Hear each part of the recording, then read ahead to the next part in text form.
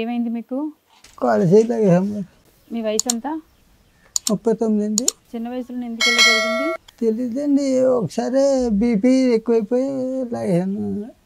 మీ ఆయనకి ఇలా జరిగినప్పుడు మీరు పక్కనే ఉన్నారా? అంటే మా ఆడపడుచాల ఇంటికాడ ఉన్నామండి. అక్కడ నైట్ ఒకసారిగా ఫోన్ మాట్లాడుతూ ఒకసారి స్పాట్ పని చేస్తలేదు, తిమ్మిరిగా ఉందనేసి అన్నారండి. అయితే పడిపోయాడంటండి సడన్గా. అలా పడిపోవడంలో కాలు చెయ్య పడిపోయినాయండి.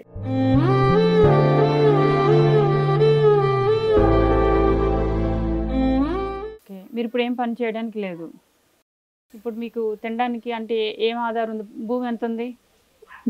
ఏమీ లేవండి. అసలు లేదా? అసలు లేదండి. ఇప్పుడు మీకు పోషణ ఎలా జరుగుతుంది? నేను గిన్నెలు తోముకుంటాకి వెళ్తానండి. ఏదో ఇంట్లో పని చేసుకోవడానికి వెళ్తున్నారు. మీకు పెన్షన్ ఏదైనా వస్తుందా? ఏమి రాలేదా? రాయించలేదా? చదరం స్లాట్ బుక్ చేస్తే పాడేరు వచ్చిందండి. డిసెంబర్ నెలలో వెళ్ళామండి. వెళ్తే అక్కడ పర్సంటేజ్ వేయించాలని అన్నారండి. అది విశాఖపట్నం రాయిస్తారండి. అప్పుడు వెళ్ళినప్పుడే 10,000 ఖర్చు అయిపోయాయండి.